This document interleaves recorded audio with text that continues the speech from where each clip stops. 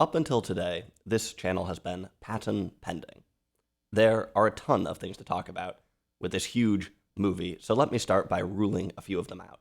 I'm not going to be doing a historical analysis of this film. When I say Patton, I am referring to the character in the movie, not the real person. I don't even know him. This channel is a film channel. It's not a history channel. And as a historical film, Patton does just about everything right. It feels balanced. It feels detailed. It shows unexpected angles, poignant moments. It uses the right languages. It seems legit. Now, if you are a history buff, you probably have a big list of things you don't like about it, things that you think are inaccurate. Apparently, his voice was more high-pitched in real life. For instance, they use the wrong tanks in the movies. I'm not going to get into things like that, which isn't to say that it doesn't matter. It isn't to say that, oh, it's just a movie, so who cares about how it relates to facts or anything like that. I don't want to fixate on these things, I guess because I personally think that World War II history is a little bit overrepresented, and I'm not the guy to talk about it. But there is an interesting question about whether a historical film needs to be accurate. And what does accuracy look like? Can you have a movie that seems completely true, but isn't? Does it matter? Could it be a good movie? Could it be valuable? I've mentioned a few things that make this movie feel true, the balance, things like that. I'll talk about that a lot more. I guess it might seem kind of weird that there could be some form of cinematic realness that is not directly related to historical accuracy. But keep in mind that I've praised tons of movies on this channel for being real when they are fiction.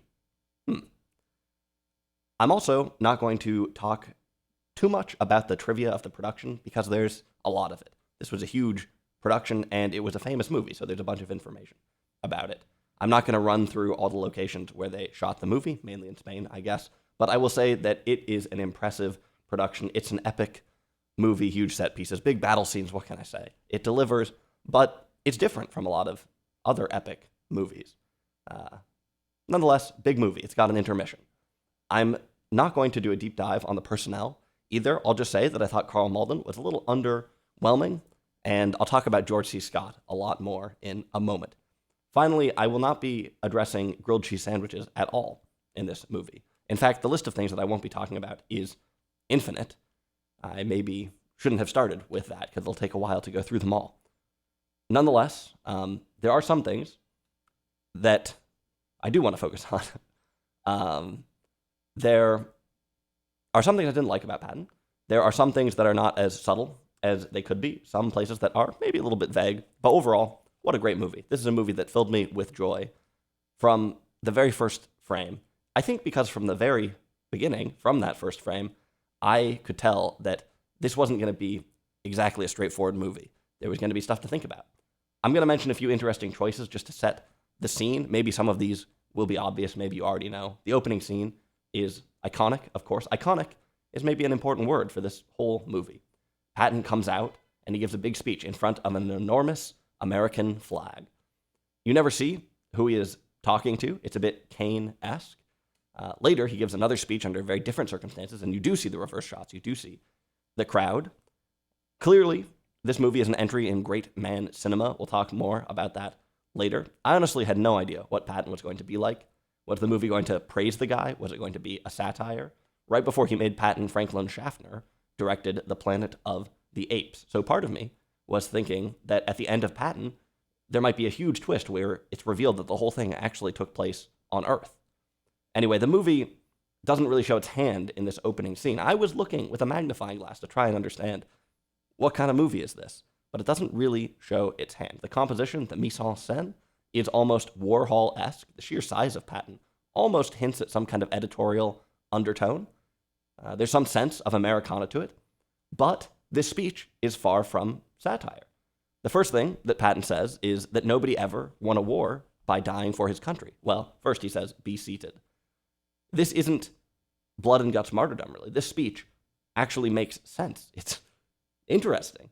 It goes all over the place. He talks about a bunch of different things. He talks about Americans. He talks about sports. I'm not going to go through every line, but you realize that if this guy was talking to you, you'd listen.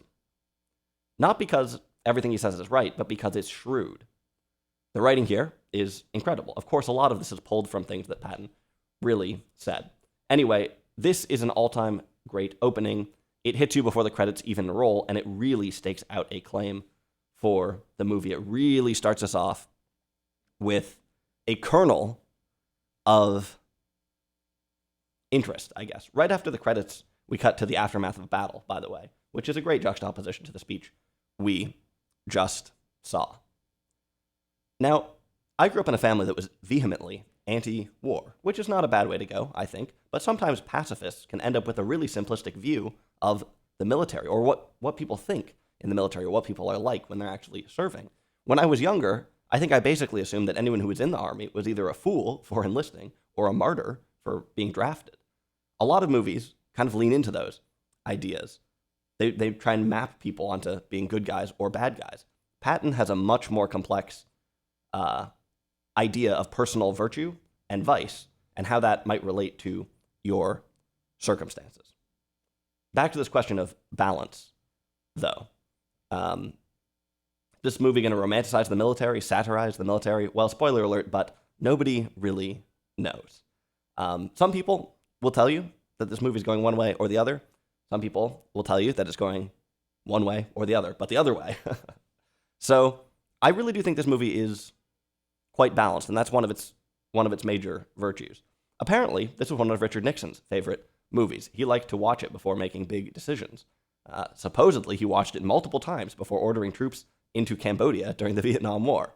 There's not many things that Dick and I agree on, but we both like this movie. It's an unyieldingly balanced movie with a deeply enigmatic person at the center of it.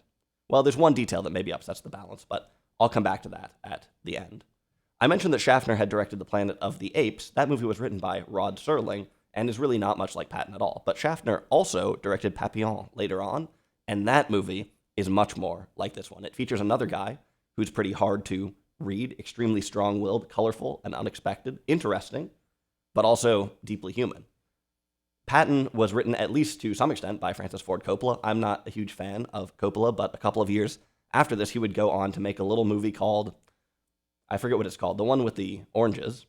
Anyway, The Godfather also has a certain type of balance as it looks at the criminal underworld.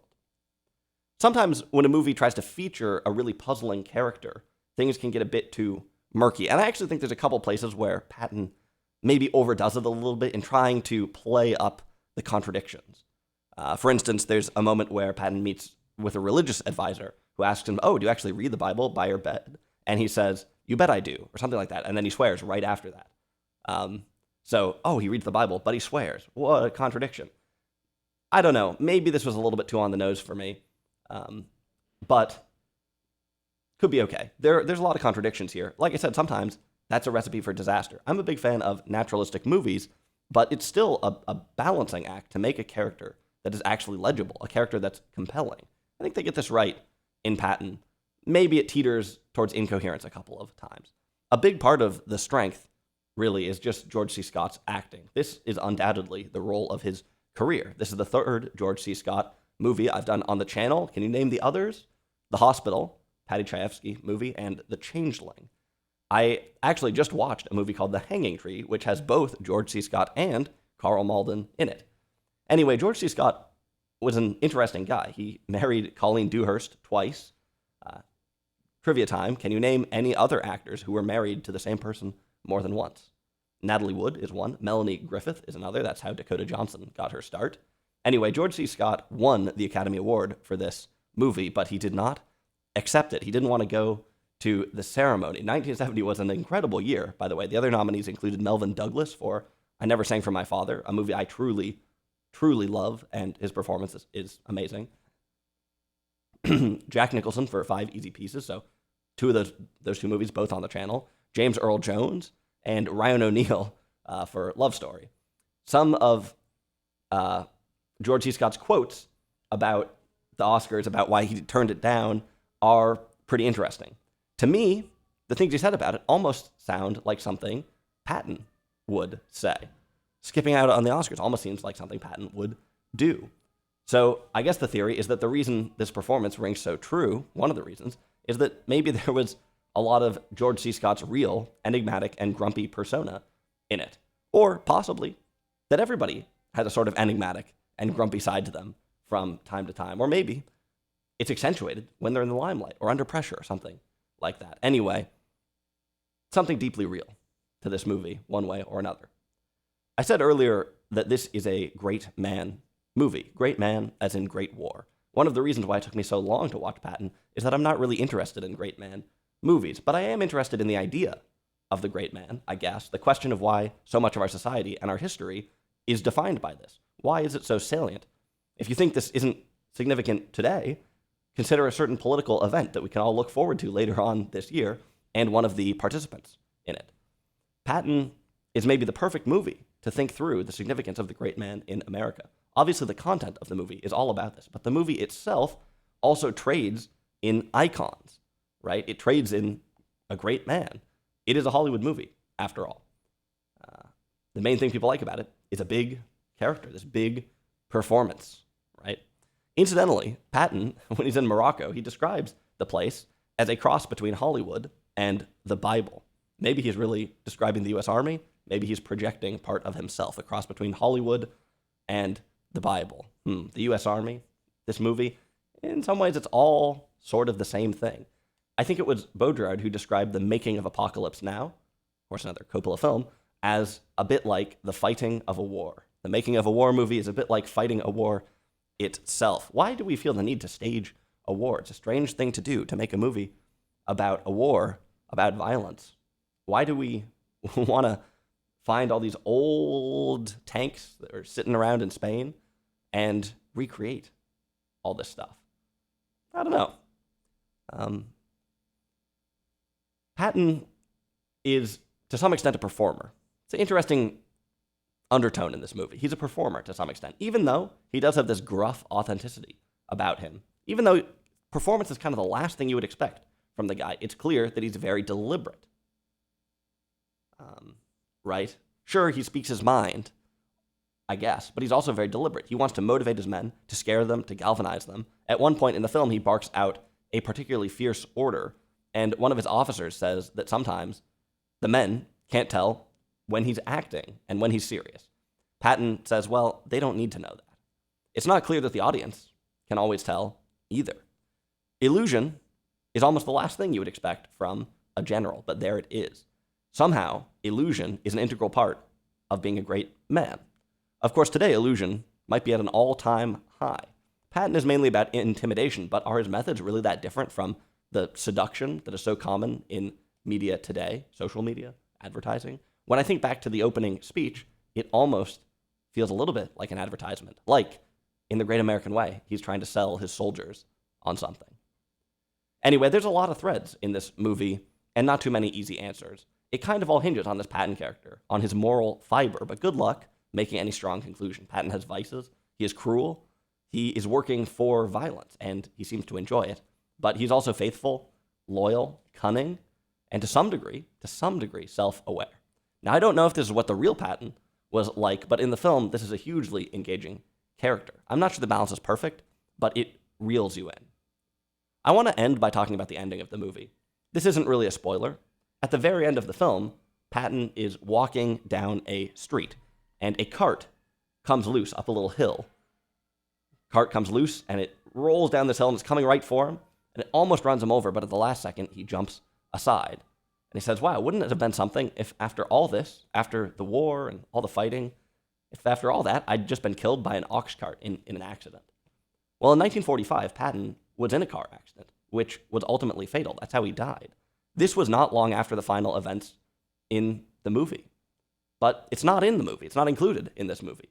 Most writers would be licking their chops at this kind of ending, and yet it's not here. In fact, the film kind of ends with the opposite thing, with Patton avoiding this kind of fate.